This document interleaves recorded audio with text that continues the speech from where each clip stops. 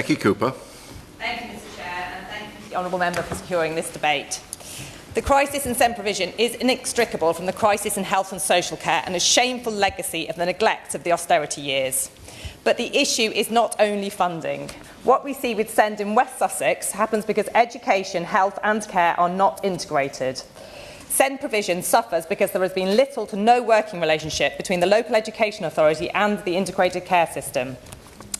As a doctor, it pains me to ask, but where is the health in education, health and care plans? There is little parity of responsibility for outcomes and no joined-up work towards shared goals. The profound neglect of specialist services like speech and language services that support early health need to be addressed, but health also needs to be far better integrated into the HCP system.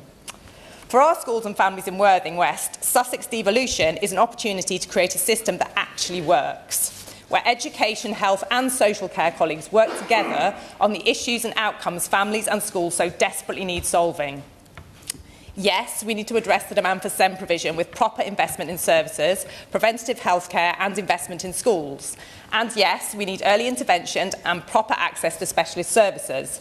But we also need a functioning system where education and early years have a strategic voice outside siloed local education authorities. In West Sussex, we have seen years of county council delays, mismanagement and a complete breakdown in support for SEND children, their families and schools. As with all the other honourable members here, I've had the privilege of visiting schools and colleges across Worthing West, and without exception they have outstanding teachers and leaders crying out for more SEND support, whether it be the specialist staff and training need or physical space and facilities.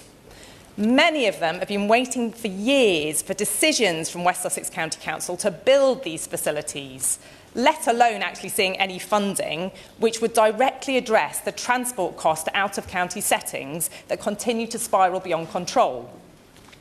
Worthing High, for example, has been unable to move forwards with planned expansions of its specialist support centre due to local authority delays and budget reductions. The school finds itself battling the local authority and unable to meet demand for special social communication support without the additional space that it has actually identified. Northbrook College too have had to find funding for increased levels of physical and medical need or EHC provisions that they are not equipped to provide despite their best efforts. Oak Grove College is an excellent example of a local special needs provider, but they too are waiting on a decision to expand again into land that they have identified and funding that has been promised.